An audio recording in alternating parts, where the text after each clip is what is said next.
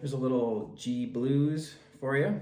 I think you can see what I was trying to do there was trying to maintain both the rhythm and the lead single line stuff at the same time. This is great practice on your own, right? You don't always have to be playing over a backing track. We can do this on our own.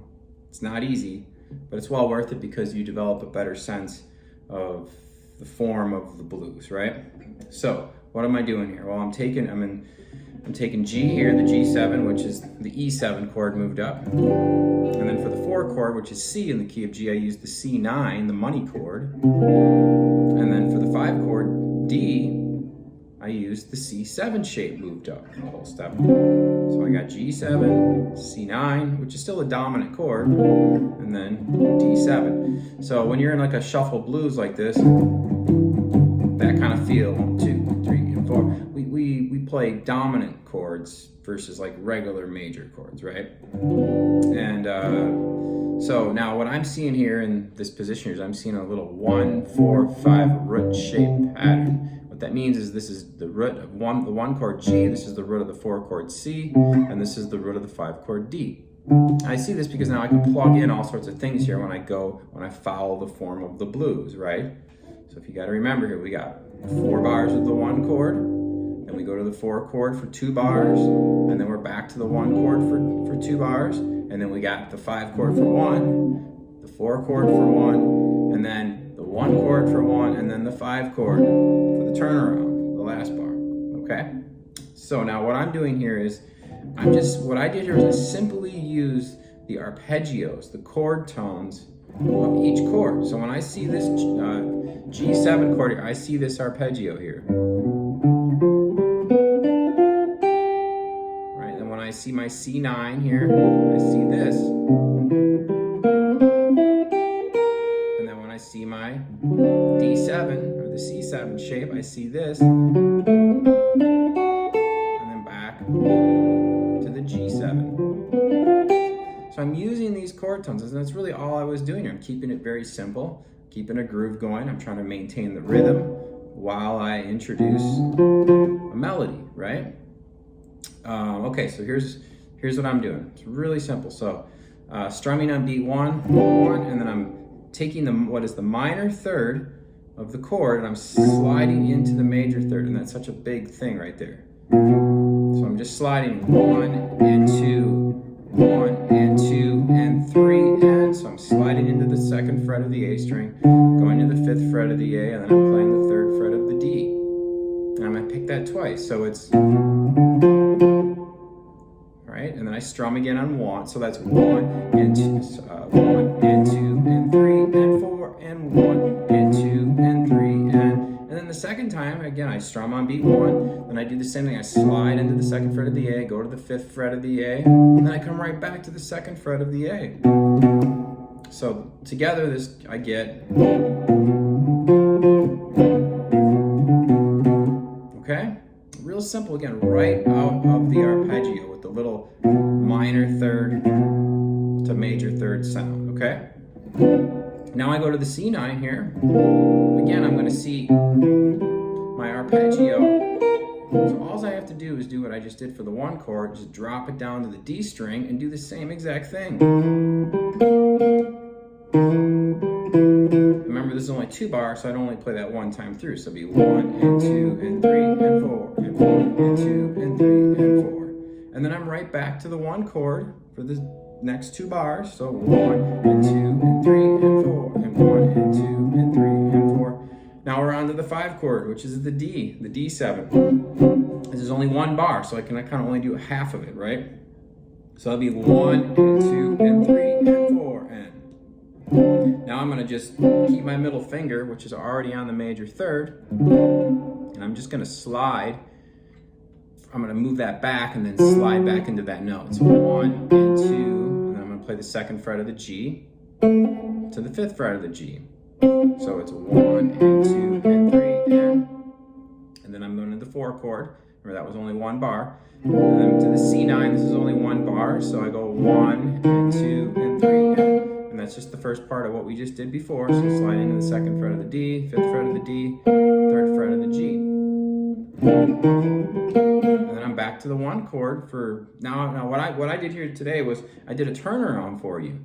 So I'm not going to go back and do this. I went 1, 2 and 3 and 4 and 1. So that was 2 and 3 and 4 and 1. Sorry, 2 and 3 and 4 and 1, 2 and 3, 4.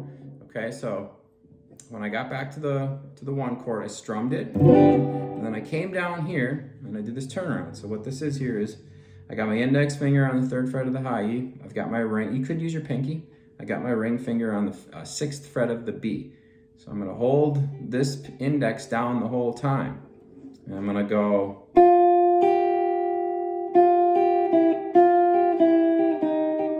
I'm going 6, 3, 5, 3, 4, 3, and then together 3. So it's 2, and we're going to start this on B2. So 1, 2, and 3, and 4, and 1.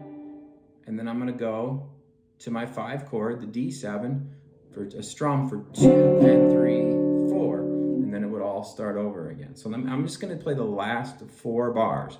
And that would be starting on the 5 chord. So that's 5, 4, to the 1 with the turnaround to the 5 for the last chart. So here's how it goes from the 5 chord, last 4 bars.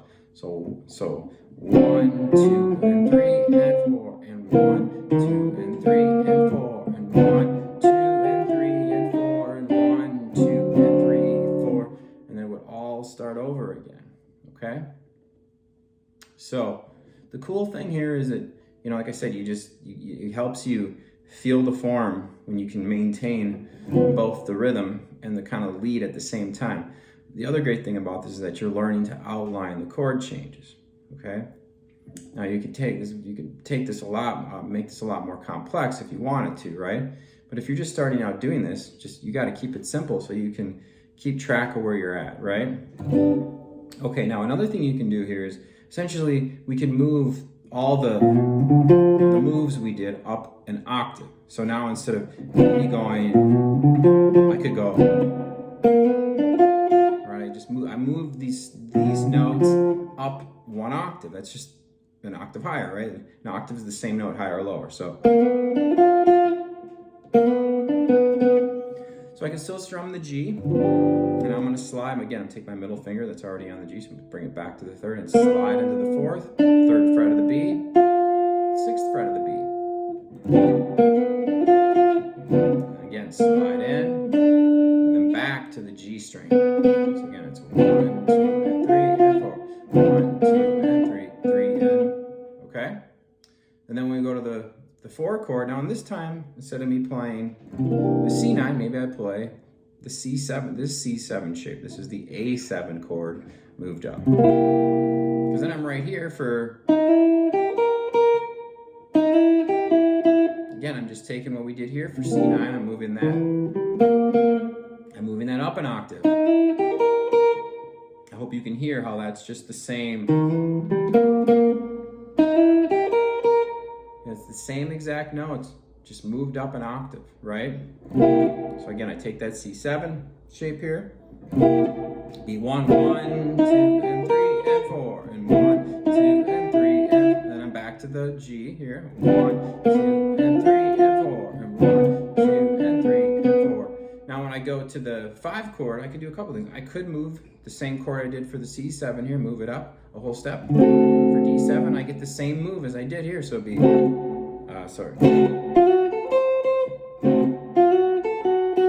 simple, but remember that's only 1 bar, so it'd have to be, and then to the C, and then back to the G, and then a turnaround, right? So again, I could go, another cool one is this. So that's putting my pinky onto the 3rd fret of the high E. My ring is on the 3rd fret of the D. Again, I'm always going to play the high E. Now I may do this with my middle finger. But you can also just do that. So it's going to be walking down from 3, 2, 1, open. So it's right. So, and then again, I could do this for the turnaround, right? Or for the last part of the last bar, right? Okay. Now, where we want to go with this is to be able to do the same thing essentially in all positions on the neck, right? So, you know, if I moved up now to the G7 chord now, instead of playing the E7, here I play the C7 shape. Well, what's great about this is I already know how to do it because I learned how to do it for the D7 chord and really the C7 shape. So again, it's the same. It's the same thing. And now, instead of going to the C here, I go to the E7 shape here. For C, so once again, you already know how to do it because you did it for G here.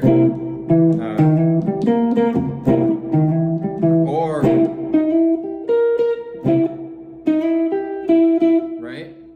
And then when I go to the D, well, I could do a couple things here. Now I could change it up. I could play just like, kind of like the G7 shape, which would give me, or I could have just moved up the C7 up to D7, the same thing, right there. Remember, that's only one bar, so okay? So I'm just, the point of what I'm doing right now is I'm just saying, like, I'm finding the same information that I did here, I'm finding it in other places on the neck. And the longer you play, you realize that when you watch, you know, like the greats play, this is what they're doing, right? They just know how to play the same stuff all over the neck. They don't know how to just play it in one position. But for many of you, and myself included, and I'm guilty of this, I think we're all guilty of this at some point, is we learn something and we only learn it in one place on the neck. If you just make it a habit to take something that you've learned and then be like, okay, I'm gonna try to find this somewhere else on the neck and play it somewhere else. And then you also do it in another key, right? So, but for some of you, it's not knowing the notes. That's, you know, I know my notes very well on the fretboard. So if I'm playing these notes right, I know I'm playing a B, I know I'm playing a D, and I know I'm playing in an F, right? So I can find those notes real quickly other places on the neck, okay? At this point though, for me, it's more just like just visually see it really fast at this point. That's just years of playing, right? So, okay, so I'll leave that as that. I'm gonna just play it again here on the way out, right? So here, oh, I gotta say this real quick. Just notice how, like, notice what I'm doing here. Like, I'm trying to feel it, right? I'm not just sitting here. I mean, I could probably still do it, but like for me to be